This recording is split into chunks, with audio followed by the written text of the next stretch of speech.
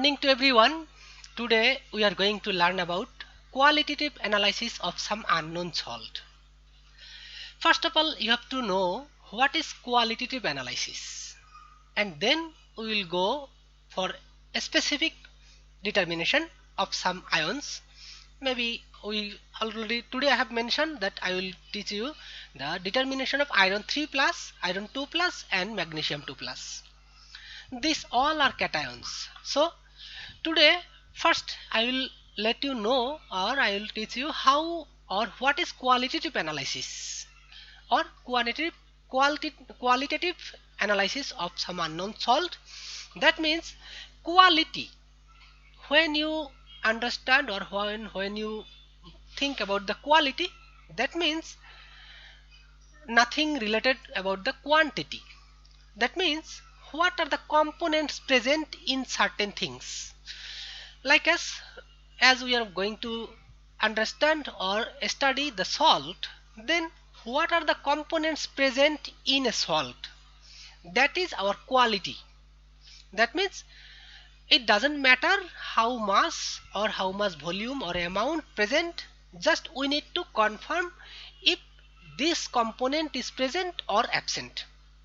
Just anything just we will mention. Then today we will learn about the presence or how we can confirm the presence of iron 3 plus, iron 2 plus and magnesium 2 plus. So let's see exactly what we can understand by qualitative analysis of some unknown salt. Qualitative examinations are those that measure the presence or absence of a substance. Anything. If you study the presence or absence of some ion, in that case you can confirm you can understand the qualitative analysis of some ions.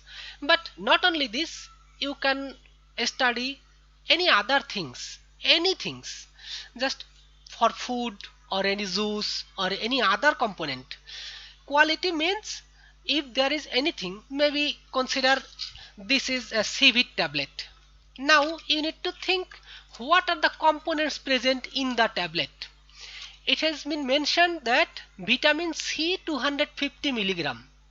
So actually we always get the vitamin C from lemon or some sour fruits or anything else. So in that case we are not going to eat any lemon. However, if we have one CVIT tablet, in that case we can get the vitamin C. Now each tablet has 250 milligram of CVIT, vitamin C. Actually 200, if you consider one tablet, in that case the weight of one tablet is more than 250 milligram. It can be 0.5 milligram or 1 gram because the tablet size is quite big. So just it has been mentioned 250 milligram, that means one fourth of 1 gram.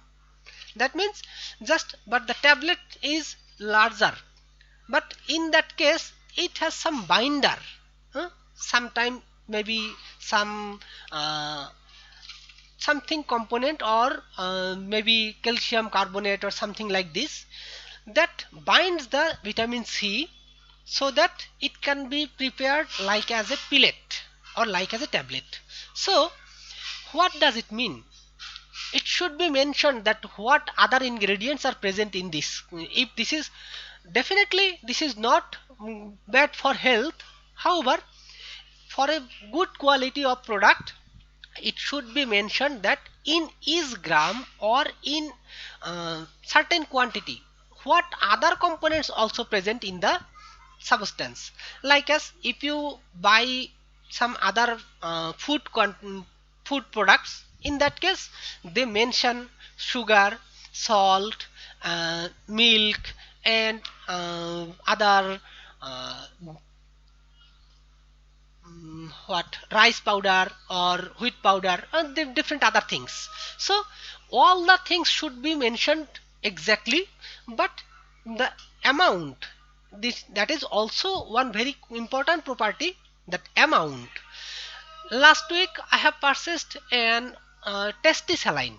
Normally in Testi-Saline or any other ORS, we have around 1.25 gram of sodium chloride. But I have purchased one everyday Testi-Saline. In that saline, I found the once I tried to drink this, that time I found the taste is not as usual than previous. That means for like as ORS or other tasty salines. So when I found the ingredients, I found that the one tasty saline, that means everyday tasty saline, this saline has only 0.87 milligram 87 gram of sodium chloride. That means this is not as salty as others. So what does it mean? I do not know if they are actually approved by the authorities. I don't know how they are giving, because every ORS, as far as I have seen, different types of ORS, all of them have 1.25 milligram or 1.26 gram of sodium chloride. So we are drinking these types of component or these types of solution to fill up the reduction of salt. Different types of way you can reduce your body salt. So if the a specific amount or sufficient amount of salt is not present in the solution content or in the solution, then this is no meaning of drinking. So that types of Testi-Saline is not recommended. I do not recommend these types of Testi-Saline because these do not follow the guideline. Anyway, maybe they have some other purpose so that they can be used, as they have given the name every day. So you don't need to have the diarrhea or any other difficulties, just you can drink as usual. So in that case the amount of salt can be little bit less. Anyway, so what does it mean? What I am going to tell, you have to think about any component, what are the quality, that means what are the components present in that sample. And also in some other portion already we have studied some uh, concentration measurement techniques, like as titration. Different, we have learned already 3 different titrations. What does it mean? The titration means quantitative analysis. That means in any sample how much amount, what are the amount present in that specific sample. That means already we have learned about the quantitative analysis. Now we are going to learn about qualitative. But actually we should learn the qualitative analysis first and then we should go for quantitative analysis. So but as all of you are familiar with the titration, so I have started with the titration, so that is not a big issue. Even I think these are also familiar to you. So qualitative analysis, that means what are the components present or absent in the sample. So in chemistry, qualitative analysis is the determination of a chemical composition of a sample. That means for any purpose you can understand the qualitative examination or qualitative analysis. But in chemistry, that means we deal with some chemicals, so we need to understand what are the chemical composition present or absent in the sample. And qualitative analysis can tell you whether an atom, ion, functional group or compound is present or absent in a sample, but it doesn't provide the information about its quantity. Qualitative analysis can be separated into 2 types. 2 types means inorganic quantitative analysis and organic qualitative analysis. Inorganic qualitative analysis means, that means some components like a salts that can be cation and anion. And organic qualitative analysis, that means what are the functional groups or what are the compounds present, organic compounds present in that. So today we will be focused on only the inorganic qualitative analysis of some unknown salt. First of all, what are the steps for qualitative tests? What method you need to follow? There are several ways, but today we will be learning uh, weight test. Weight test, that means you need to make some solution. You may have several salts. It can be dissolved into water or any acid or any base, but you need to make some solution. Even if this is soluble in water, partially it can be partially soluble, and then you have to discard the, you have to take the clear solution most of the case. That means if you have some salt which are not soluble in water or acid or base, in that case just dissolve a small amount of salt, and then you may have some residue, and discard the residue and just take the pure or clear solution above, from the above. So first of all you have to make a solution of the salt, and most of the case we use water as solvent, and sometimes you can have ammonia or methanol or ethanol, or these types of different types of solvents that can be used, but mainly we use water, and that is distilled water. Normal water, not tap water, because in tap water you may have several components, iron, magnesium or any other components, calcium. So we do not want to have any components which are present in the sample water or solvent, so that if we add already if we add solvent that contains some other components, like as what we are going to test, in that case you will always get the presence. Therefore make sure that the water is distilled water, that means there is no other ions except hydrogen ion and OH ion, that means the water. So you have to prepare a solution of the salt using distilled water and dissolve it very well, so that the components or the salts are completely dissolved and there is no residue. But some of the salts can be partially dissolved or partially soluble. In that case you have to dissolve the salt as much as possible. If do not dissolve, then you can heat a little bit, that will increase the solubility. However, if you cool that, that can give you the solubility, even that salt can get residue. Just, but you need to take just warm water, that can be even better. So you can use normal water or that means cold water.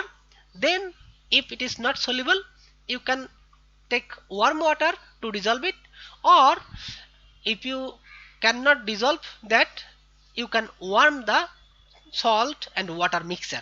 In that case you will get certain amount of solution, and still if there are some residue, in that case just take the solution from the above clear solution and discard the residue. Now your solution is prepared, that is known as original solution. That means if a solution salt is dissolved into water, that gives clear solution, that solution is known as original solution, and you will take that original solution for test. What types of test? We will add different types of reagent, test this solution with various reagents depending on what types of chemical or component we want to test. You have to add that types of a specific reagent. We will provide it, you don't need to think about, just we will provide the various reagents depending on what types of sample you are going to test. So test this solution, that means the original solution, with various reagents. Now when you add some reagent, in that case you will observe some change. What types of change? It can be color change, it can form some bubbles or gas, it can form some ring, or it can have some precipitate also. So even if you get some precipitate, after that if you add some other chemicals, that precipitate can be dissolved, or sometime it may not dissolve. So that are our observation. if you find some change and you can add some other chemicals or other reagents to confirm that if it is real or not. If you add some other reagents, that if we already know, because scientists have found that types of experiment and they have given the evidence that if we add that type of chemical to that precipitation, then either it will dissolve or not. If it dissolves, then we can confirm one thing. If it do not dissolve, then we can confirm other things. So observe the change, which may be a color change or a solid or any other visible change. Just you need to make sure that definitely they are giving some change after addition or after some reaction or mixing some chemicals or reagents to the original solution. There are separate procedures for detecting cations and anions. So when you are going to test for different types of sample, that means if you want to test for cations, then you need to do some specific types of test. And if you want to test for anions, that means negative ions, in that case you can do other types of experiment. So but make sure, that means there is no one way that you can confirm all the ions using same test. So for different ions, for confirmation of different ions, you need to perform several tests or different tests. So there is no one way that you can confirm cation and anion together. So just you can guess that it can be present, but to confirm you need to do or you need to perform a specific test that is representative of that test. So let's see how we can determine the presence of iron 3 plus. Iron 3 plus, that means we know iron has two oxidation state. That means valency of 2. Iron has iron 2 plus, iron 3 plus. That means iron, you are familiar with that word ferrous and ferric. But nowadays scientists do not allow or do not get interest to use these types of word. However, today I may have some word like as ferrous and ferric. What is ferrous and ferric? You need to remember as and ic. If any component has two different valencies, at least two, it can have several, 2, 3, 4, 5. However, if it has at least two valencies, in that case the lower valency is known as as and higher valency is known as ic. So we know iron has two valencies, so we will consider iron 2 as ferrous because the name of iron is ferrum. So from ferrum it comes ferrous, and from for ferric, that means iron 3, we will call it ferric. So iron 3 plus and iron 2 plus, that are two valence state of iron, and first we are going to test or confirm the presence of iron 3 plus in a salt. So first of all, what you have to do, already mentioned in the previous slide, that you have to prepare a solution. Today we are going to learn about how we can confirm the presence of iron 3 plus. So already you know that the salt or that the component remains or have the iron 3 plus. Just you need to perform test and find the observation, what are the observation or what are the changes. But in some time, but in real experiment you do not know if there is iron 3 plus is present. In that case we need to follow a group of test, and then we need to confirm what types of sample are present, iron 2, iron 3, magnesium, calcium, whatever. But if you know already it has the iron 3 plus, then we can consider iron 3 sulfate, that means ferric sulfate, iron 3 chloride or these types of salt.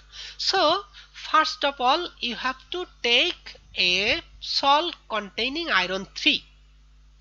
It can be iron 3 plus, that means iron 3 sulfate or iron 3 chloride or anything like this. So take 1 milliliter of solution, first of all take a sample around 1 gram or even less than 1 gram. Use a spatula and take a specific amount, maybe 0.5 gram of iron 3 containing salt, and take into a test tube. Then dissolve this into water, distilled water. So let us consider we are taking iron 3 chloride, iron 3 chloride, that means ferric chloride, and then add the solution and add a certain amount of distilled water and shake it, dissolve it. So iron 3 chloride will be dissolved into water, very clear solution. So take, now this is the solution or original solution of iron 3 plus containing sample. Now take 1 milliliter of original solution containing the sample in another test tube. So from the original solution take 1 milliliter and then add few drops of ammonium hydroxide. Sorry, not ammonium hydroxide. First you have to add ammonium chloride.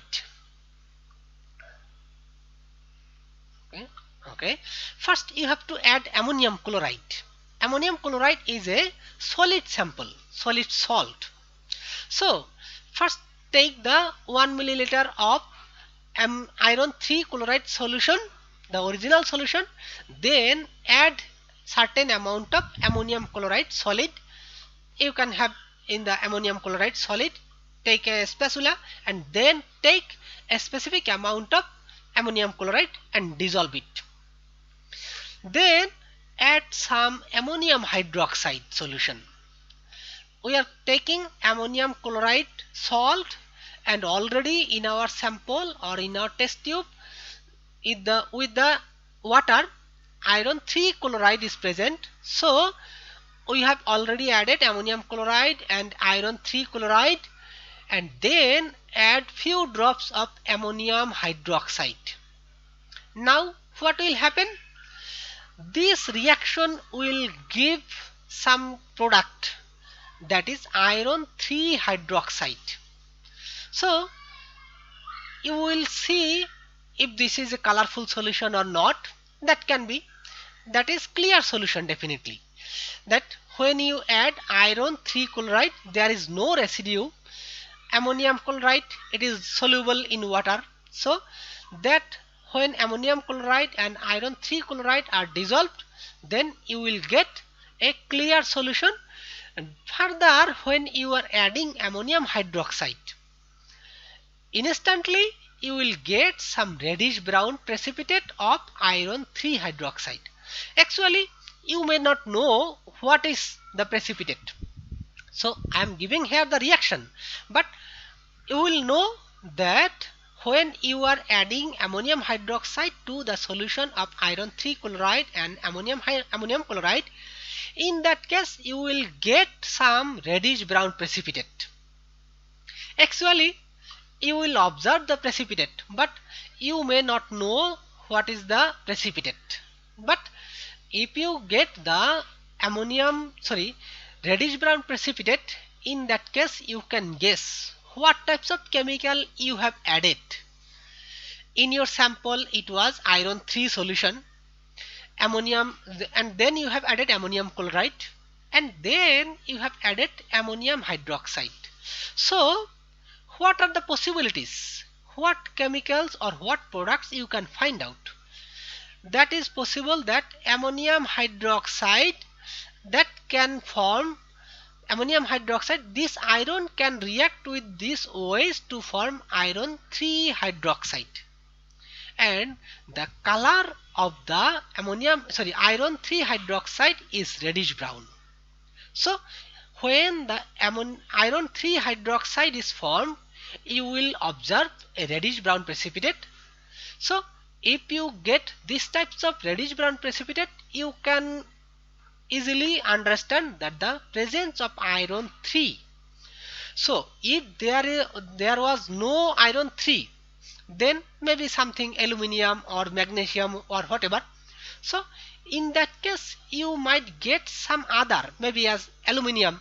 If I consider aluminium, in that case you will get aluminium hydroxide. That color will be different from the reddish brown.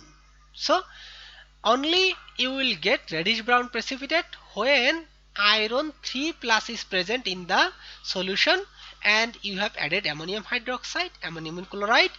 And if you get the reddish brown precipitate, in that case you can confirm the presence of iron 3 plus in the solution. So if you get the reddish brown precipitate, in that case you can confirm the presence of iron 3 plus in that solution. Okay, now we can do further test using that. We have observed that iron 3 hydroxide is formed reddish brown precipitate. Now you can further confirm. You can assume that the iron 3 plus might be present in the solution. Now you can confirm by some other test, as already I have mentioned that you may get some precipitate or any other thing. Then if you add further some chemicals, it can dissolve. If it dissolves, then you can confirm some one test that it can be present. If some other component, if it is not dissolving, then you can confirm the absence of that component, like this way. Now we are getting the precipitation of iron 3 hydroxide. Now this is a hydroxide or alkali. So what will happen if you add some acid? In that case it will be neutralized. That means it will be acidify. So if you add a little bit more acid, in that case the solution will form some salt. That means if you add hydrochloric acid, what will happen? Add excess dilute hydrochloric acid to the mixture. So we are getting the iron 3 hydroxide mixture as a precipitate and some other component, whatever, I am not interested here. So we are interested on what? Even if you do not write down this component, if you do not write down this one, that is also okay.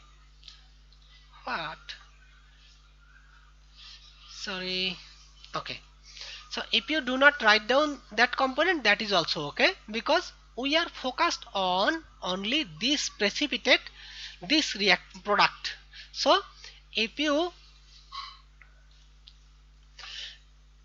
now you are getting the precipitate. Now if you add excess hydrochloric acid, that iron 3 hydroxide reddish brown precipitate will be dissolved. So hydrochloric acid, this is an base that will form some salt, FeCl3. You will get FeCl3 salt and water. Already I have mentioned this is base and acid. Base and acid reacting to form a salt that is soluble. Most of the salts are soluble. So and water. Now what you are observing, the reddish brown solution or precipitate is no more. It is completely soluble. So the reddish brown precipitate of ferric hydroxide is dissolved in HCl due to the formation of soluble ferric chloride. Now you can do further two tests. Just you are getting this ferric chloride solution with water.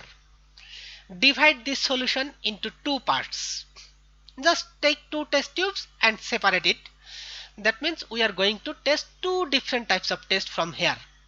So separate the solution into two. So soluble ferric chloride, divide the solution in two parts. Already you have this ferric chloride soluble salt.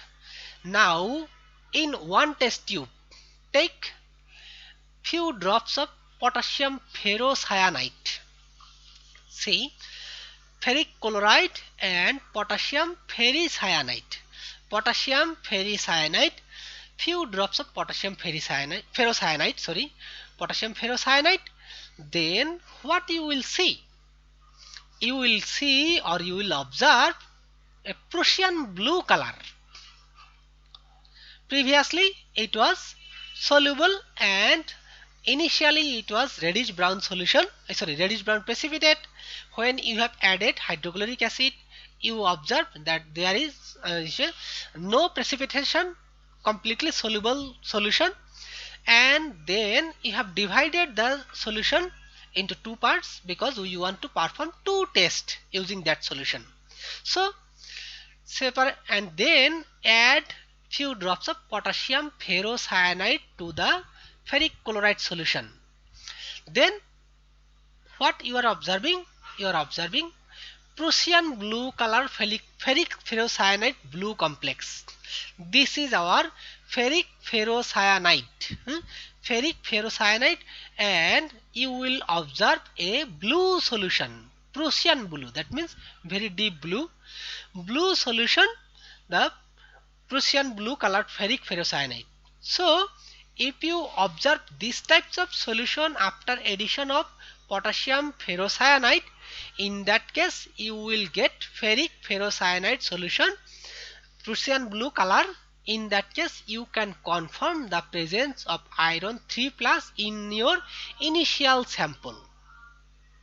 So if you have any sample you do not know if there is iron 3 present or not, in that case you have to follow these steps without knowing that if your sample has the iron 3 plus or not. We have started with knowing, but if you have to do a perform without knowing, in that case you have to follow all the steps what I have mentioned here. First prepare a solution, then add ammonium chloride and then add ammonium hydroxide. You will get some reddish brown precipitate. Then add hydrochloric acid. It will be soluble. If it is soluble, it can be or it may not, because I do not know if the sample contains iron 3 plus or not. If it is present, in that case you will have these types of observation, and if it is not present, if iron 3 plus is not present, in that case you will not get that types of observation, you will get something else. So you need to remember, if I add these types of reagents or these types of chemicals, then what types of observation I can found. You need to remember. So by observing that types of change, you can confirm that you have certain or that component. Okay, that is one of our confirmation.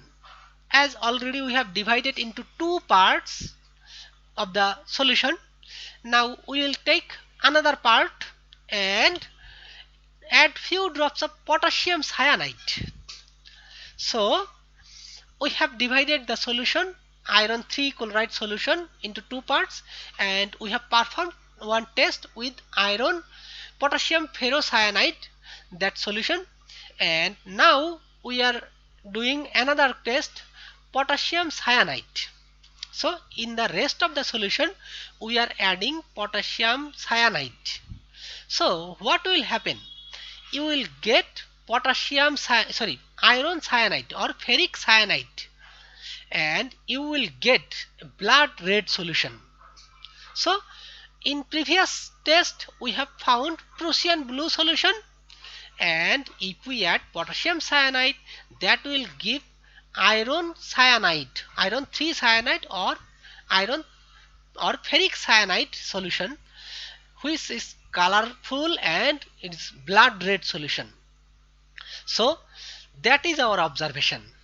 Now we will see how we are performing, because in all of our practical classes I have mentioned that I have no access for the practical labs, so I am collecting videos from other persons and trying to show you that what types of change we can found. Now let's see, this is a video, and here you can see a solution of iron 3 salt. It has been taken. This is the original solution. The color may be a little bit not clear because the resolution for this video was not very good. However, we'll try to see. Just start. Heating, you need to add ammonium chloride to. Okay, let's stop the voice because I will give the voice. Where is it? Okay, you can see the reading. Take 1 milliliter of solution in a test tube. Just it has been they have taken the solution. Now add ammonium chloride, as already I have mentioned.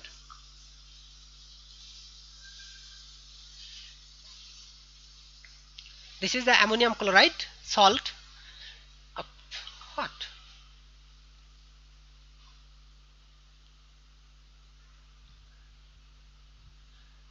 This is ammonium chloride. So, with using a spatula, taking ammonium chloride in the solution or into the original solution. Now shake it. It is shaking to dissolve it because there will be no residue of ammonium chloride. Now add ammonium hydroxide. Here you can see the ammonium hydroxide. Ammonium hydroxide, you will get a reddish brown precipitate. Shake it very well. Now you can see. I'm showing here. You can see some precipitate in the bottom, and if it is shaked very well, you will get a very good solution in the precipitate, reddish brown precipitate.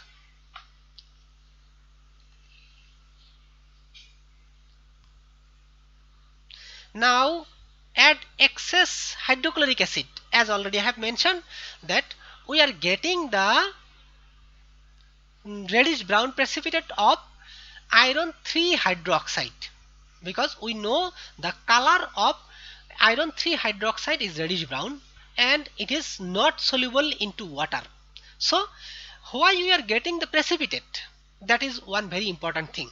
For any component, any solution or any experiment, why we get the precipitation? Because that types of salt or that types of component we do not dissolve into water or that the solution what we are have. So for anything, if you have a salt which is not soluble in any solvent, then just if you add that salt, that will not mix up, that will not dissolve, so that will give a precipitate.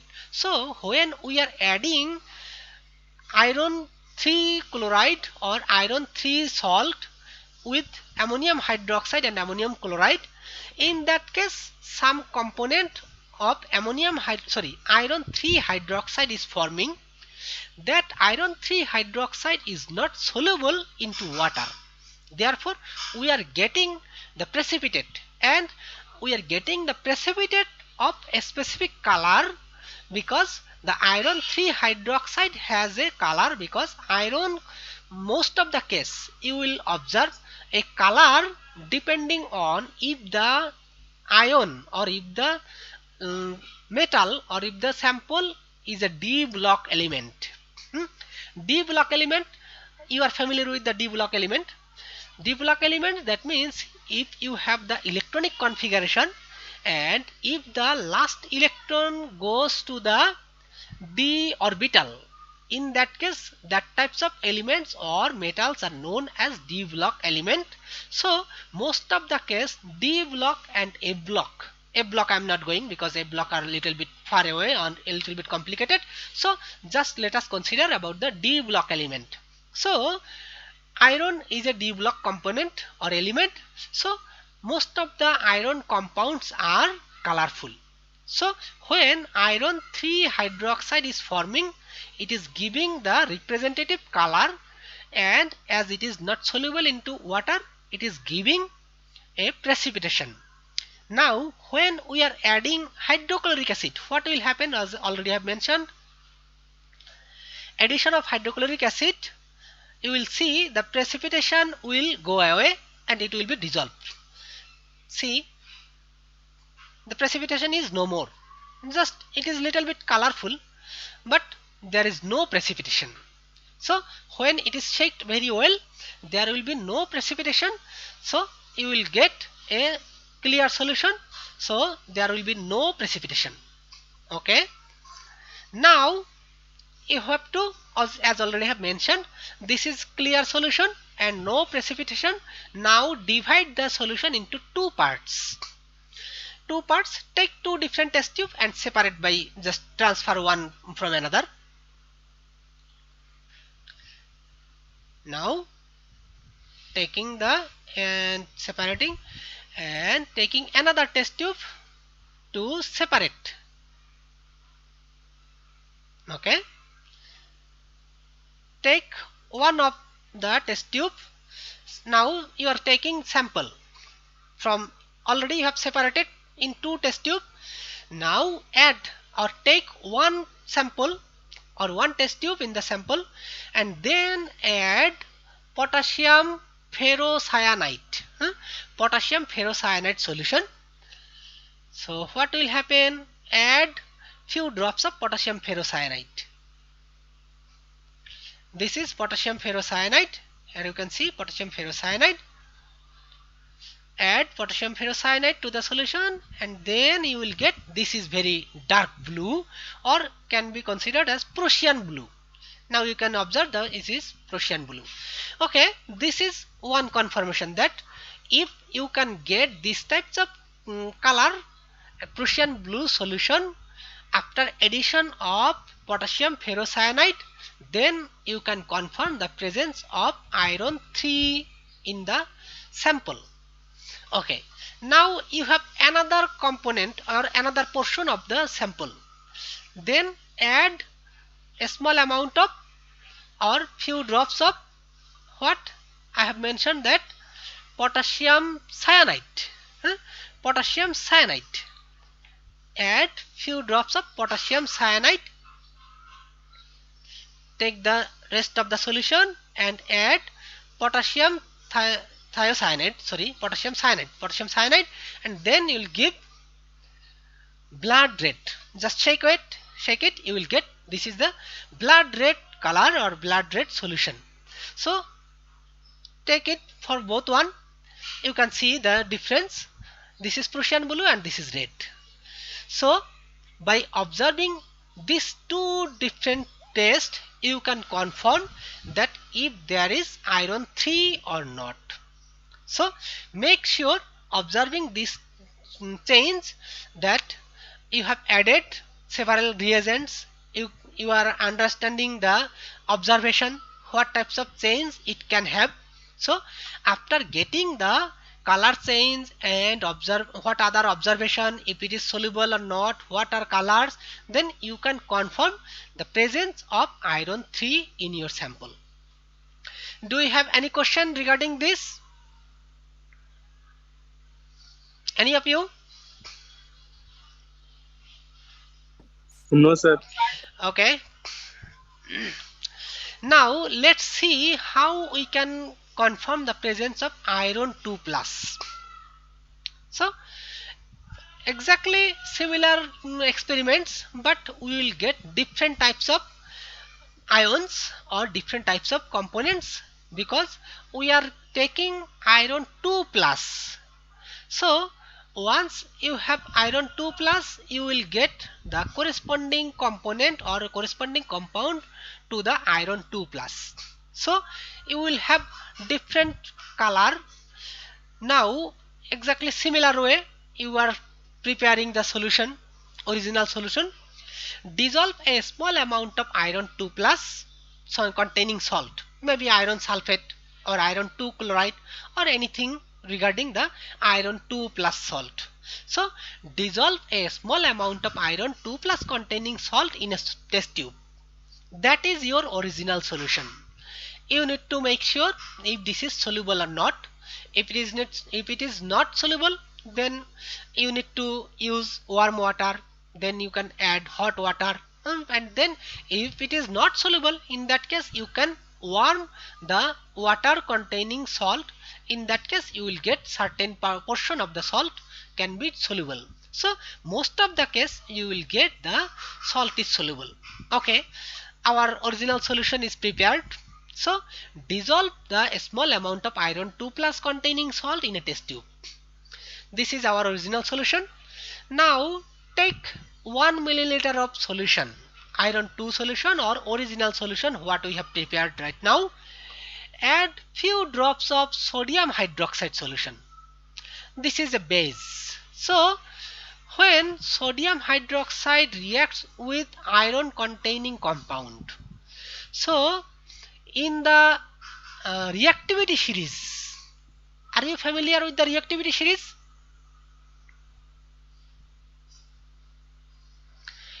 If you are familiar with the reactivity series, that means what is the reactivity series? Reactivity series is the series of a group of ions or metals or non-metals, whatever. So depending on the ability to react with certain components. Now let us consider you have a iron salt and sodium hydroxide. Now the reactivity of iron to hydroxide is more compared to sodium. So in that case what will happen? Iron will take the hydroxide. So the position of iron 2 plus in the reactivity series is higher than sodium. So iron 2 plus reacting with hydroxide to form iron 2 hydroxide. So now we are taking 1 milliliter of our original solution and then add few drops of sodium hydroxide. So let us consider we have iron sulfate. This iron sulfate and we are adding few drops of sodium hydroxide solution. This is a base, and then what is going on? You will see if iron 2 plus is present, you will observe dirty green precipitate. Dirty green, that means this is green solution, green precipitate, but looks dirty, not clear. So dirty green precipitate. Now what gives the dirty green precipitate? You need to understand, because iron hydroxide can give the dirty green precipitate. So you are adding a salt containing iron 2 plus and sodium hydroxide.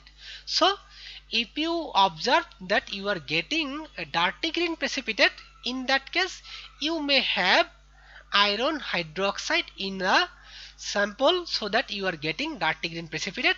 So it can confirm the presence of iron 2 plus, because if you had iron 3 plus, in that case you must get the reddish brown precipitate, but you are getting here dirty green precipitate.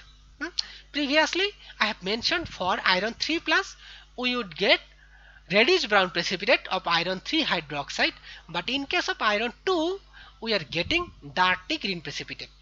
So if you observe the dirty green precipitate and if you add more sodium hydroxide, that will still consistent, it will not dissolve.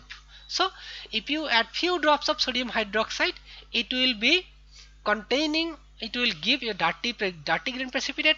Now if you continue adding sodium hydroxide more and more, still the precipitate will remain and it will not dissolve. So from this observation, first you have observed dirty green precipitate, and then if you add few more drops of or few excess sodium hydroxide, then you are not getting dissolved. That also confirms, that is also another observation from this experiment. So if it do not dissolve, it confirms that the presence of iron 2 in the solution or sample. Another test, add few drops of ammonium hydroxide. Exactly same thing we have done for iron 3 oxide. We have performed the ammonium hydroxide and ammonium chloride. So we are doing same thing. Previously we have added ammonium chloride and then ammonium hydroxide, we observed reddish brown precipitate for iron 3 plus. Now we are adding ammonium chloride and ammonium hydroxide to the solution of iron 2, and if you get dirty green precipitate, you can confirm the presence of. So you have added ammonium hydroxide and ammonium chloride, and you are getting iron 2 hydroxide that gives the dirty green precipitate. So that is similar what we have observed here.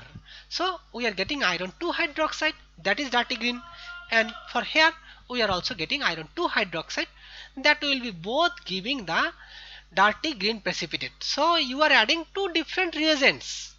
However, you are getting same compound because iron hydroxide, and you will get similar observation.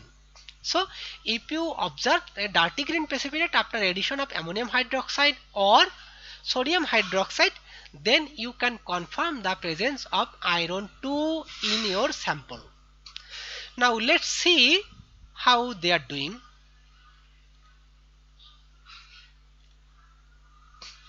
This is our iron sulfate solution. Now sodium hydroxide test.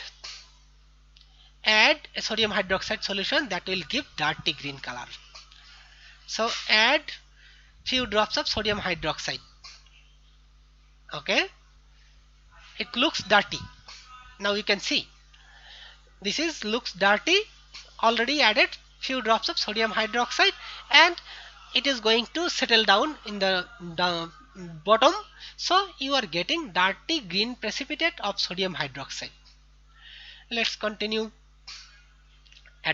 A dirty green precipitate forms. Now it is going to settle down in the bottom. If you add more sodium hydroxide, you can see upper portion is very clear. So precipitate is in the bottom. Now add excess sodium hydroxide.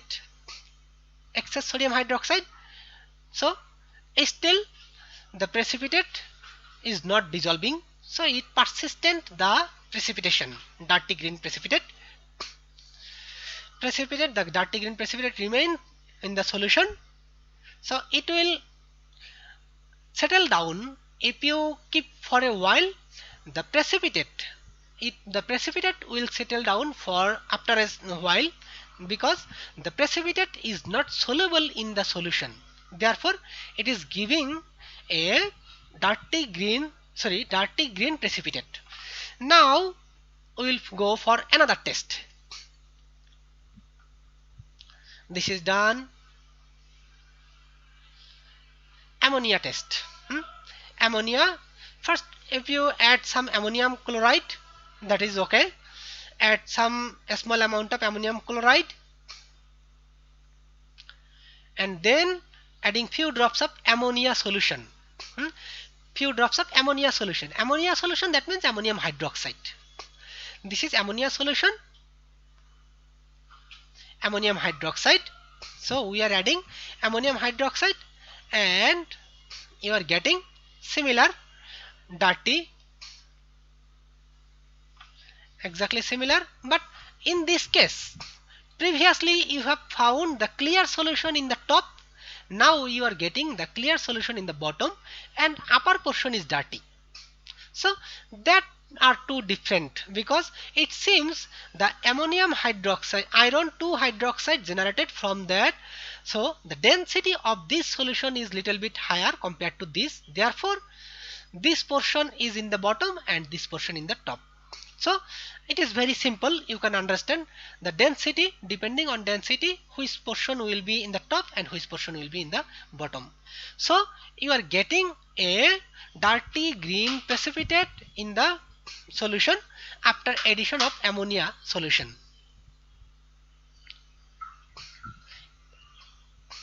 Even if you are shaking, in that case shaking will result little bit.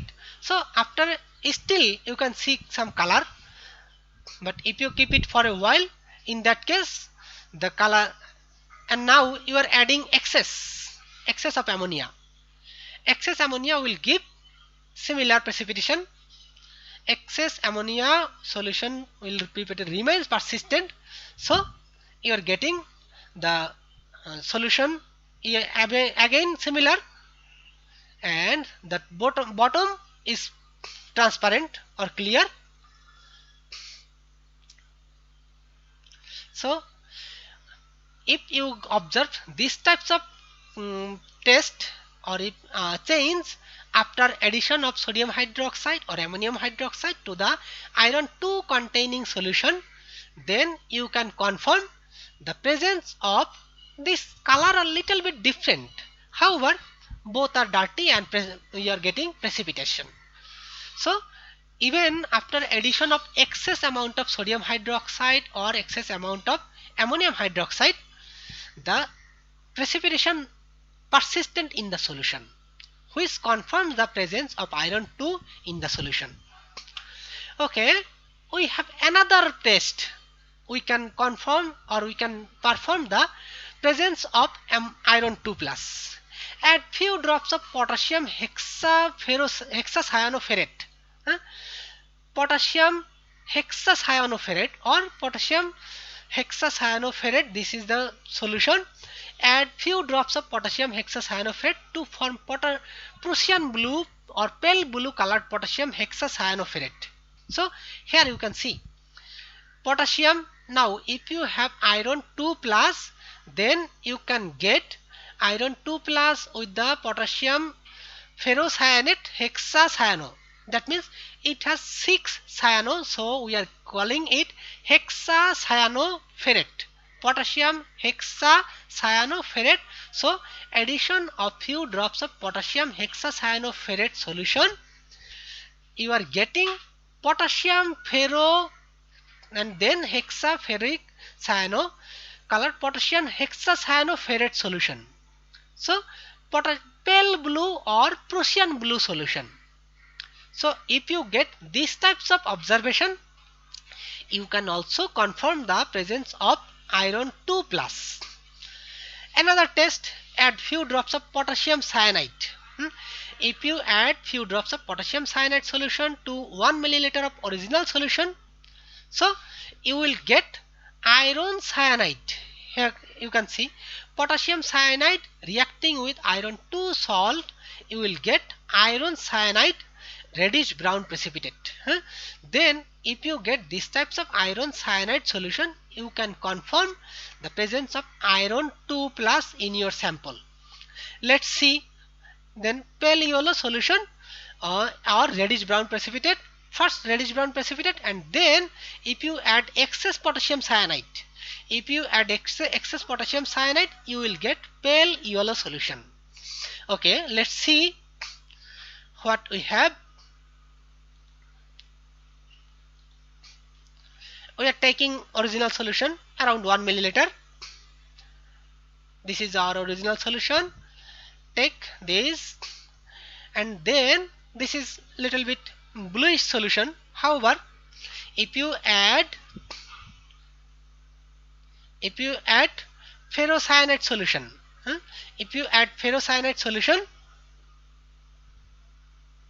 potassium cyanide ferrocyanate solution, so then what is going on?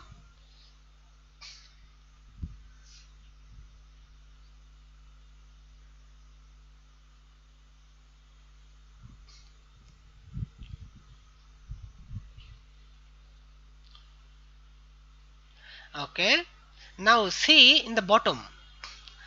In the upside you are getting a little bit whitish or little bit bluish jelly type, but in the bottom you are getting a blue precipitation.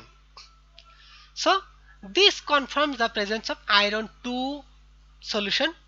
Iron 2, it indicates that salt contains iron 2. Yes, sorry, yes.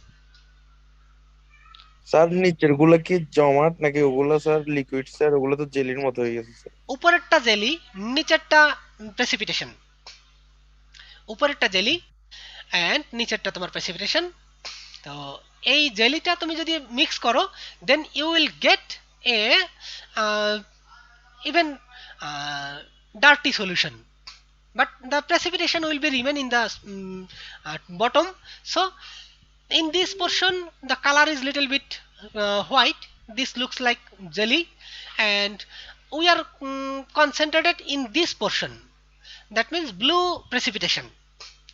So we are not concentrated about this. So what is this? This is some jelly, but it can come from some other component, so we are interested on this. So if you get these types of precipitation, then you can confirm the presence of iron 2 plus.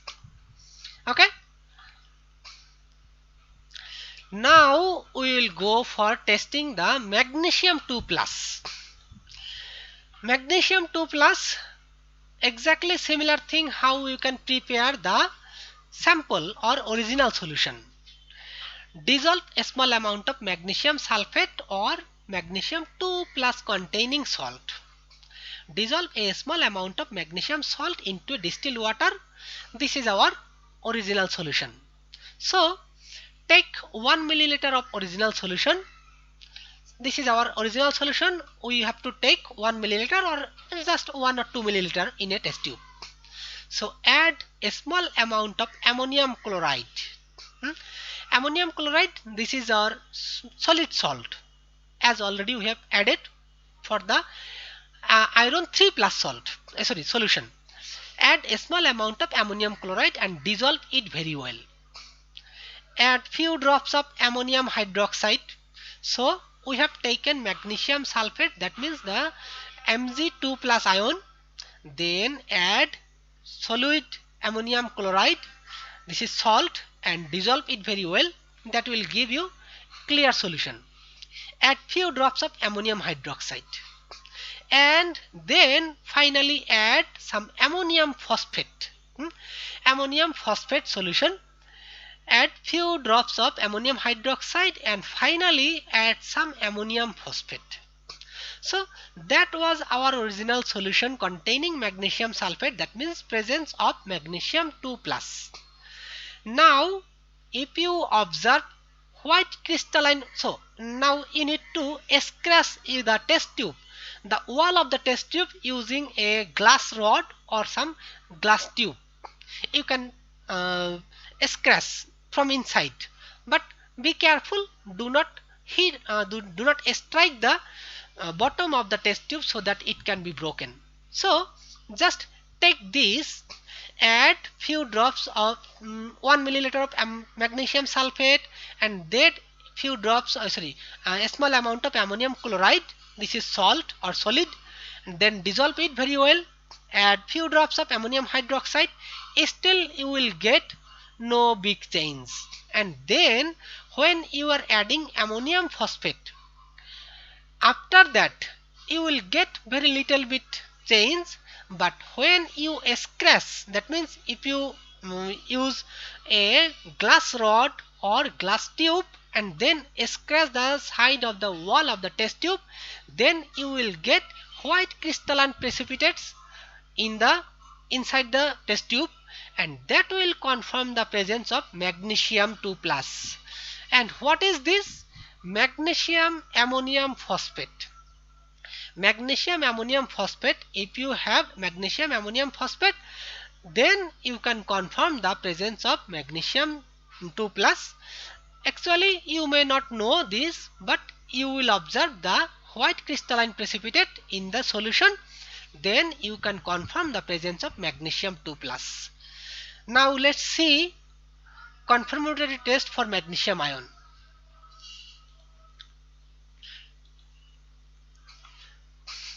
What you need? Ammonium phosphate test. This is known as ammonium phosphate test.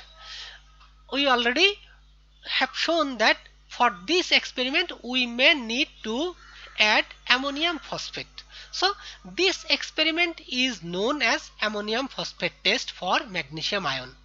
So what are the materials you may need? Salt solution, always we need to take it, because we need to take this is we need to prepare by ourselves by dissolving some salt, iron containing salt. But in experiment or in your examination, I may give a solution, a clear solution. Just I will give a mark, maybe A, B, C, D like this. Every student will get separate solvent, separate solution. So you do not know what component can be present. You need to confirm. So you know a salt solution. I am giving a symbol A. Definitely I will know what salt I have given to you. So I am giving a salt name A. Now if you have these types of clear solution, most of the salt giving the clear solution, so you may not know what salt can be. Then you need to confirm by performing several tests what can be present using different reagents, and by observing several observation, then you can confirm the presence of that component or ion. So that is our salt solution. Okay, then you need ammonium chloride. As already I have mentioned that ammonium chloride is salt, that means solid. So you need to have some ammonium chloride, and then ammonium hydroxide. Ammonium hydroxide is a solution, so this is clear solution. So you need to have clear solution ammonium hydroxide, and then a spatula and dropper. That is very common for every experiment, because for why we are using a spatula, because to take the ammonium chloride, this is salt, so we do not want to handle by our hand. For any chemical in laboratory, never use your naked hand, because any chemical you may not know very well what is this. Sometime by mistake you have kept some chemical inside in another chemical, that can be very dangerous. So maybe some sodium chloride is there, but someone put something else you do not know. So never try to use your finger or hand to handle any sample or any chemical inside laboratory. So always try to use a spatula, dropper, or any other pipette or and also definitely pipette filler to transfer some chemicals. So dropper to take some liquid sample.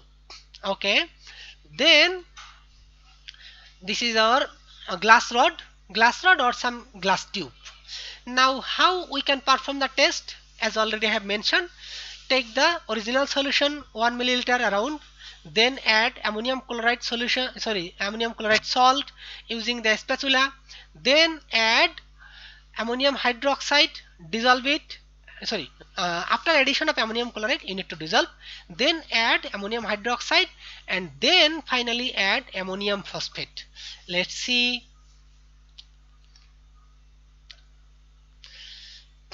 So this is our salt solution. Take a spatula and take ammonium chloride in the and dissolve it. It will give a clear solution. Then add ammonium hydroxide. Still it is clear. Then ammonium phosphate. Then add ammonium phosphate. Still it looks little bit dark. Here if you go, okay, just still it is this side looks more clear, this side looks dark, but still it is not very clear. That means you cannot say there is some precipitation. If you keep for a while you can get some precipitation, but if you scratch the wall of the test tube using a glass rod or a glass tube, in that case you will observe lot of precipitate. Here you can see. Okay, now you can see lot of precipitate. Here you can see. Here you can see lot of white crystalline precipitate. That confirms the presence of magnesium in our sample. So if I give you a sample that you do not know if magnesium is present, in that case you have to prepare a solution. Maybe I can give you the clear solution, or I can give you a salt. Just I am giving you a salt by giving you a number A, B, C, or a symbol, whatever. So just you need to take the sample or salt, dissolve into water, then take a small amount or 1 milliliter of the sample, add few amount or a small amount of ammonium chloride salt using a spatula, dissolve it, add ammonium hydroxide solution, then that will be clear, and then you will add some ammonium phosphate, and then scratch the wall of the test tube using a glass rod or a glass tube. That will give a white crystalline precipitate. If you observe the white crystalline precipitate, you can confirm the presence of magnesium. And if you do not observe these types of observation or if these types of change, then you will discard that I do not have the magnesium in my sample. So that is the end of today's class. If you have any question or comments regarding this, then you are welcome.